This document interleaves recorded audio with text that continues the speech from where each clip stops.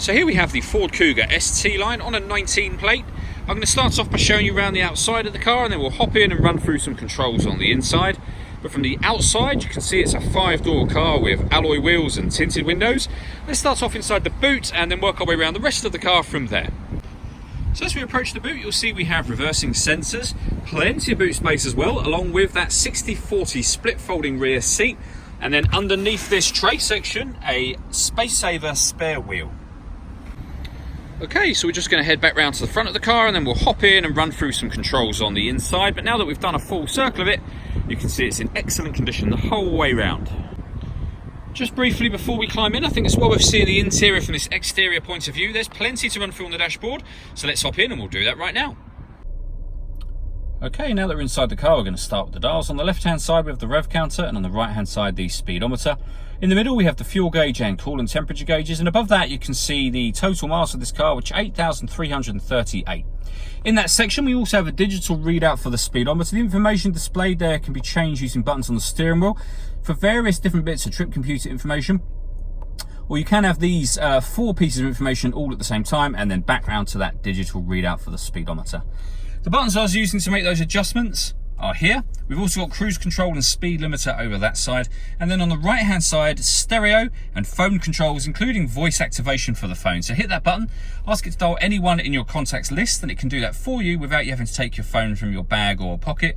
That is, of course, once you pair the phone up, and that's done just here. Hit add phone.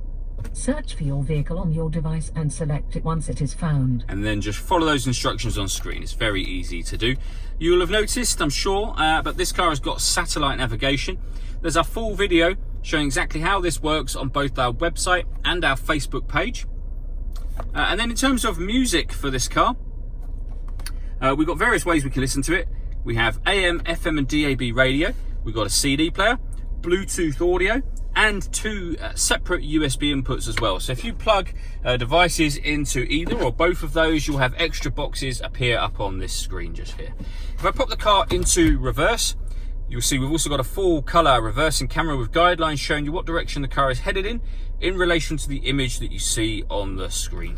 Working our way down, we have dual zone climate control, so you can adjust the passenger temperature, the driver temperature, the fan speed up and down from here. You can determine where within the car you'd like the air to be distributed, and then once you're happy with those settings, that button turns the air conditioning on and off again, of course. Or you can hit auto and the car will maintain the temperatures you've asked for by taking full control of the fan speed and the direction of the air by itself. To override that, simply readjust the fans to whatever level you want them on. And then for those cold winter days, we have heated driver and passenger seats, both with 3 different heat settings each. And then the buttons beneath that, firstly, turn off the stop and start. This car is designed to cut out when it's stationary in traffic to save you fuel. That button turns that system off. This one will open up the tailgate electronically from inside the car. This turns off the parking sensors, or back on again. And this will switch on the autonomous parking. So if I hit that button, this car is able to parallel park or perpendicular park itself. There's a couple of videos on our Facebook page. They can be found on our website as well. They are well worth checking out, and they show exactly how this system works. We then have a 6-speed manual gearbox, a 12-volt charging socket, an electronic handbrake, and then inside the central armrest, the 2 USB inputs that I mentioned previously. And lastly, we have the panoramic glass sunroof for this car. So there's buttons up here. Firstly, this button on the left-hand side of the unit, as you look up at it, will open up the sun blind. So you can leave it like that. Obviously, as you'll see, that lets in a huge amount of extra light into the car. Or, if you wish to, you can actually open this front section as a sliding sunroof. All that leaves me to say is thank you for taking the time to watch this video. If you'd like to come and see the car in person and have a test drive, please feel free to call any of our MJA sites. We'd love to hear from you soon.